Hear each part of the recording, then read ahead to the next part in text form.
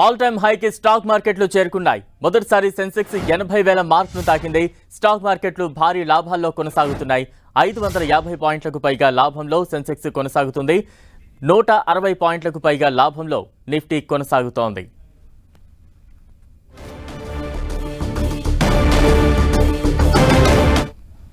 అంతర్జాతీయ సూచీల్లోని సానుకూల పవనాలు మన మార్కెట్లకు దన్నుగా నిలుస్తున్నాయి.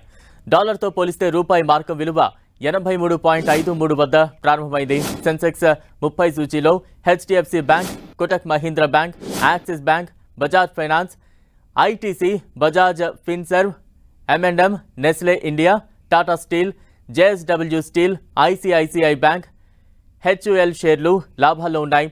Sun Pharma, TCS, Infosys, Tech Mahindra, UltraTech Cement, Bharti Airtel, Titan, Power Grid షేర్లు నష్టాల్లో కొనసాగుతున్నాయి. అమెరికా మార్కెట్లు మంగళవారం లాభాలతో ముగిశాయి. నేడు ఆసియా సూచీలు సానుకూలంగా ట్రేడ్ అవుతున్నాయి. అంతర్జాతీయ మార్కెట్లో బ్యారెల్ బ్రెంట్ చమురు ధర $82.72 వద్ద కొనసాగుతోంది. విదేశీ సంస్థాగత మదుపరులు మంగళవారం నికరంగా 2,000 కోట్ల విలువ చేసే షేర్లను విక్రయించారు. దేశీయ సంస్థాగత మదుపరులు 648 కోట్ల వాటాలను కొనుగోలు చేశారు.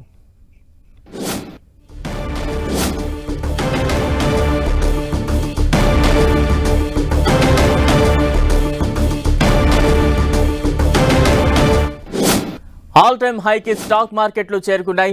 మొదటిసారి సెన్సెక్స్ 80,000 మార్కును తాకింది. స్టాక్ మార్కెట్లు భారీ లాభాల్లో కొనసాగుతున్నాయి.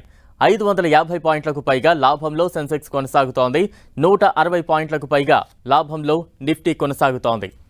ఇక అంతర్జాతీయ సూచీల్లోని సానుకూల పవనాలు మన మార్కెట్లకు దన్నుగా నిలుస్తున్నాయి. డాలర్తో పోలిస్తే రూపాయి మార్కం విలువ 83.53 వద్ద ప్రారంభమైంది. సెన్సెక్స్ 30 సూచీలో HDFC Bank, Kotak Mahindra Bank, Axis Bank, Bajaj Finance, ITC, Bajaj Finserv, M&M, Nestle India, Tata Steel, JSW Steel, ICICI Bank, HUL షేర్లు లాభాల్లో ఉన్నాయి. Sun Pharma, TCS, Infosys, Tech Mahindra, UltraTech Cement, Bharti Airtel, Titan, Power Grid షేర్లు నష్టాల్లో కొనసాగుతున్నాయి. అమెరికా మార్కెట్లు మంగళవారం లాభాలతో ముగిశాయి. నేడు ఆసియా సూచీలు సానుకూలంగా ట్రేడ్ అవుతున్నాయి. అంతర్జాతీయ మార్కెట్లో బ్యారెల్ బ్రెంట్ చమురు ధర $86.72 వద్ద కొనసాగుతోంది. విదేశీ సంస్థాగత మదుపరులు మంగళవారం నికరంగా 2,000 కోట్ల విలువ చేసే షేర్లను విక్రయించారు. దేశీయ సంస్థాగత మదుపరులు 648 కోట్ల వాటాలను కొనుగోలు చేశారు.